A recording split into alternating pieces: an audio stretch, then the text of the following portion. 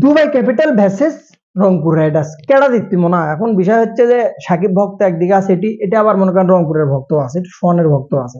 এখন Dubai capital লোক নিয়ে যতটা আশা করছিলাম আকাশ চুম্বি অবস্থা, সেটা 81 প্যাকেট হয়ে গেছে। কিন্তু ওভারের সাথে তো বিষয় হচ্ছে যে রংপুরের সাথে টি-20 খেলা, অবশ্যই জিততে পারে, সম্ভাবনা আছে।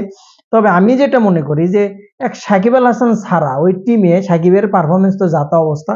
ওই টিমে গুলবাদিন নাইব বলেন আপনি, তান্তর আপনি, যেগুলো আর ডিকল আছে, রোহান মোস্তফা বলেন আপনি, বিদেশি কিন্তু খুব একটা ভালো আহামরি কেউ নাই সেরকম।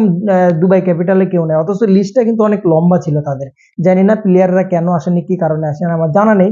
তবে আমি পার্সোনালি ব্যক্তিগতভাবে মনে করি সেটা হচ্ছে যে সাকিব আল হাসানের জন্য টিমটা সত্যিকার অর্থেই খুব ভালো যদি অলরাউন্ড পারফর্ম করতে পারে।